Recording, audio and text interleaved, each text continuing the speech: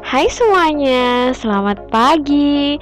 Perkenalkan, nama saya Endah Ayu Lestari. Saya dari Prodi Pendidikan Guru Sekolah Dasar STKIP PGRI Pacitan. Hari ini, kakak mau ngajakin kalian untuk belajar tentang simbiosis, hubungan antar makhluk hidup. Nah, siapa yang udah tahu simbiosis itu apa? Yuk kita belajar bareng-bareng. Simbiosis adalah hubungan khas antar makhluk hidup. Nah, simbiosis ini dibagi jadi 3. Pertama, simbiosis mutualisme. Yang kedua adalah simbiosis parasitisme. Dan yang ketiga adalah simbiosis komensalisme. Sekarang kita belajar satu-satu yuk. Oke, yang pertama kita bahas simbiosis mutualisme ya. Ada yang udah tahu? Gak tahu? Ya udah, sini kasih tahu ya. Hubungan yang saling menguntungkan antara dua makhluk hidup yang berbeda itu simbiosis mutualisme. Contohnya apa ya?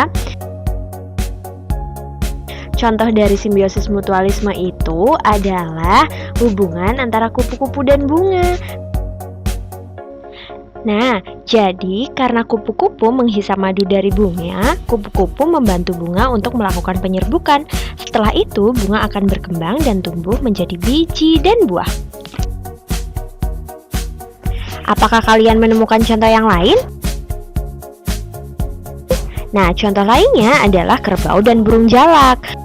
Burung jalak ini kan makan kutu dari kerbau, sedangkan kerbau diuntungkan karena kutu-kutunya hilang, jadi dia bisa hidup sehat dan bahagia. Selanjutnya adalah simbiosis parasitisme. Simbiosis parasitisme itu apa sih? Simbiosis parasitisme adalah hubungan antara dua makhluk hidup di mana yang satu diuntungkan dan yang satunya dirugikan. Nah, sekarang kita bahas contoh dari simbiosis parasitisme ya. Simbiosis parasitisme itu contohnya adalah kutu dan manusia. Kutu kan menghisap darah dari manusia, sedangkan manusia dirugikan karena makin gak nyaman, kepalanya gatel, ya kan? Nah, contoh lainnya ada yang tahu nggak nih? Contoh lainnya adalah hubungan antara bunga rafflesia dengan pohon inangnya. Kenapa gitu?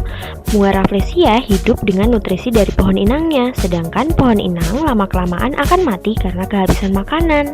Gitu guys. Sekarang kita akan belajar simbiosis komensalisme. Simbiosis komensalisme adalah hubungan antara dua makhluk hidup di mana yang satu diuntungkan dan yang satu tidak diuntungkan ataupun dirugikan. Ada yang tahu contohnya?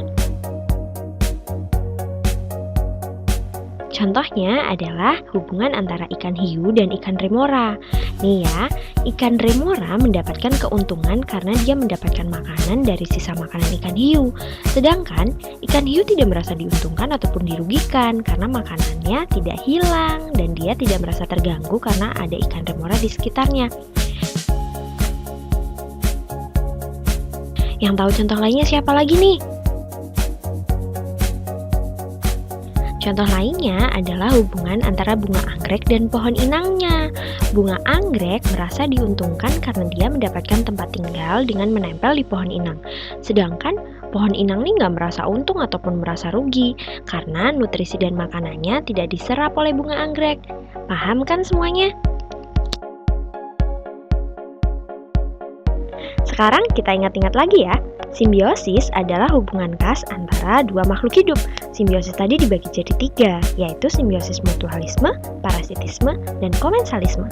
Simbiosis mutualisme adalah simbiosis yang saling menguntungkan. Contohnya adalah kupu-kupu dan bunga.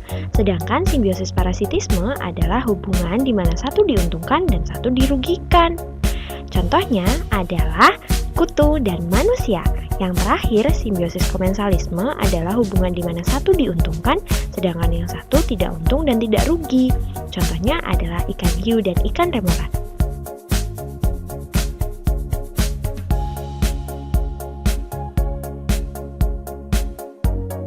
Nah, itu tadi pelajaran kita hari ini. Gampang banget kan diingat? Jangan lupa untuk belajar di rumah ya. Semoga ilmu yang kakak berikan hari ini bermanfaat. Selamat belajar semuanya. Wassalamualaikum warahmatullahi wabarakatuh.